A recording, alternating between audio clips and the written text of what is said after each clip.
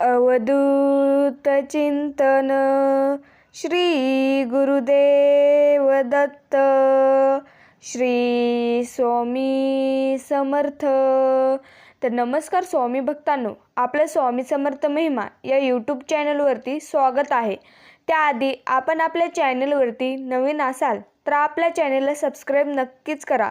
स्वामी माऊली आज आपल्याला सांगतात, माणसाने सोनं व्हावं किंवा सोन्यासारखं व्हावं असं आपण नेहमी म्हणतो, परंतु सोन्याचा तसा उपयोग काय? तिजोरीपुरतं, शोभेपुरतं किंवा एखादी गरज भागवणं बस एवढंच ना? परंतु मला वाटतं माणसानं आयुष्यात काही व्हायचं असेल तर परीस व्हावे, जिथे जावं त्याचं सोनं करून यावं. माऊली म्हणतात, देवापेक्षा कर्माची भीती बाळगावी. एक वेळेस देव माफ करीन, पण तुमचे कर्म नाही. फुंकार मारून आपण दिवा विझू शकतो, पण अगरबत्ती नाही.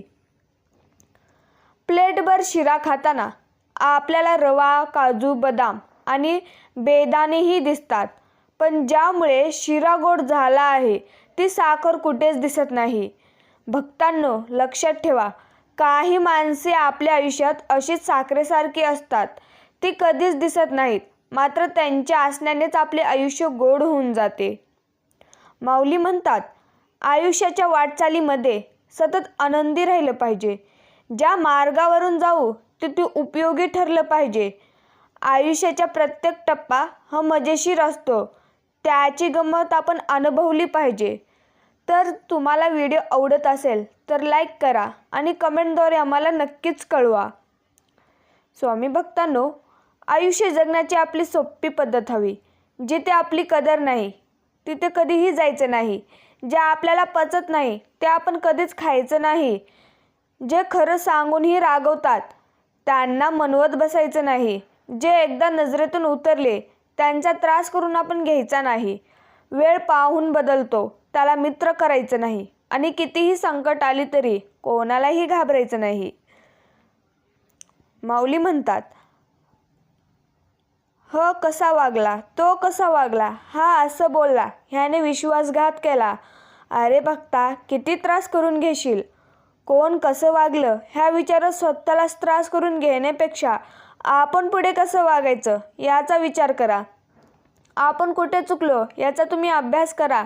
त्यांच्या चुका तिथेच सोडून द्या आणि पुढच्या प्रवासाला सुरुवात करा. जी माणसं एकटी असतात ती चुकीची किंवा चुकलेली नसतात.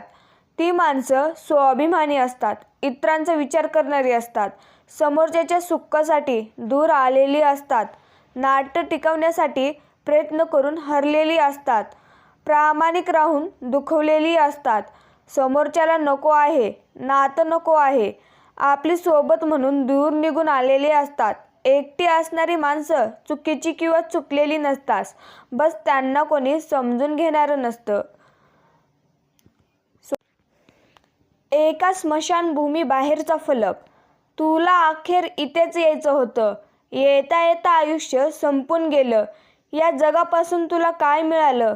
तुझ्या लोकांनीच तुला जाळून टाकलं.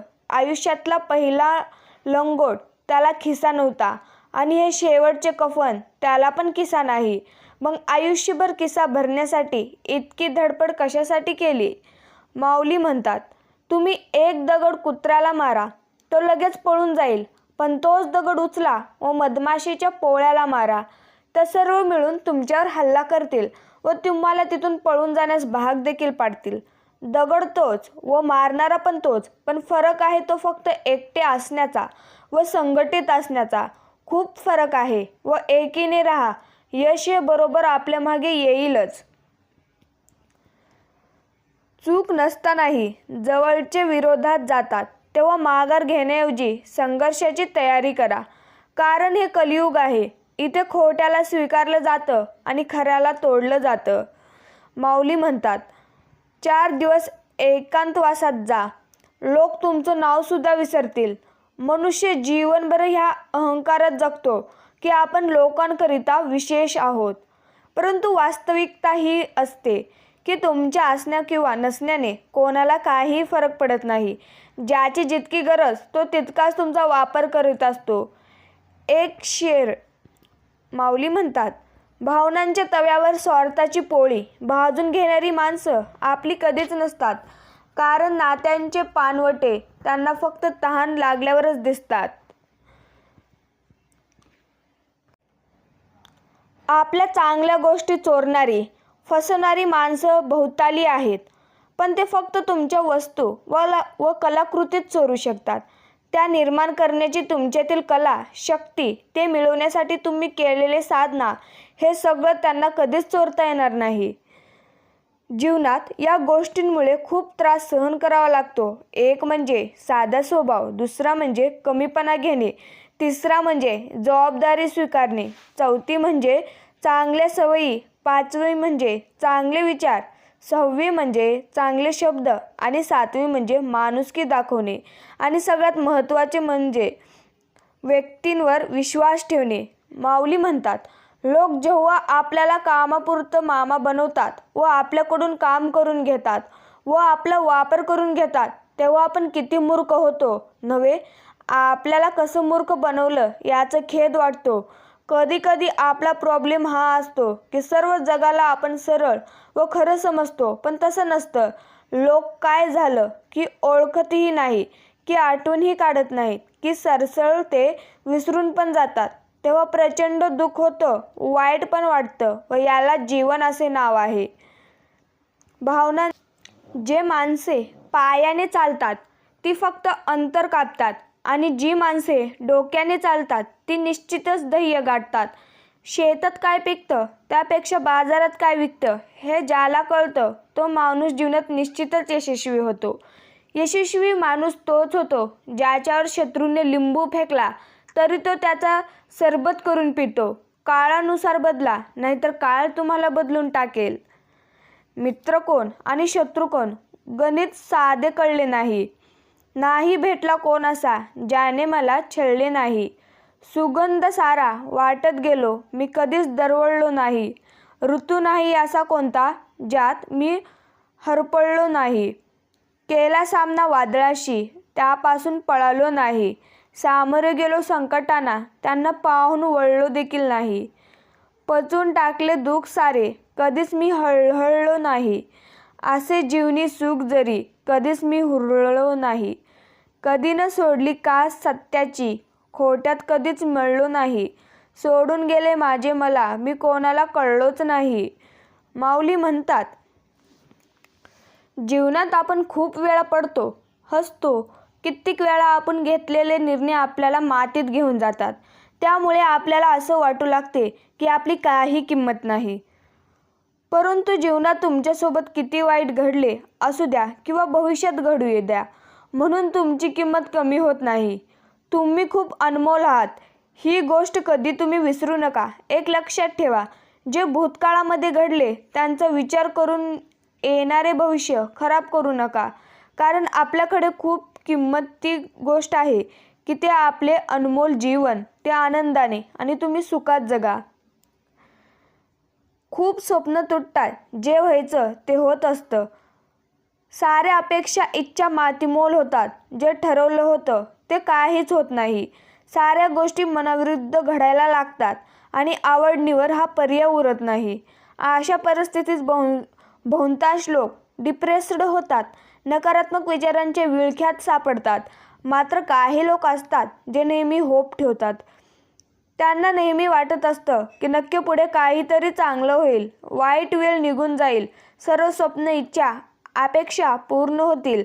आणि असं घडतं, वाईट वेळ निघून जाते आणि थोडं वाईट पाहिलं की सर्व सुख ओंजळीत येऊन पडतात. अपेक्षापेक्षा जास्त भेटत निराश न होता थोडे प्रयत्न करत राहिलं की साऱ्या गोष्टी व्यवस्थित होतात. काही मनाविरुद्ध दिवस सोसले की मनासारखे दिवस आपोआप येतात. या जगामध्ये स्वाभिमानाने तुम्ही जगाला शिका. या जगात आपण काहीतरी करून दाखवायचेच असे महत्त्वाकांक्षा सदैव तुमच्याकडे असली पाहिजे. जे झगडतात तेच पुढे येतात. माऊली म्हणतात, जेव्हा आरसा आपल्या चेहऱ्यावरील डाग दाखवतो तेव्हा आपण आरसा नाही फोडत तर तो डाग साफ करतो.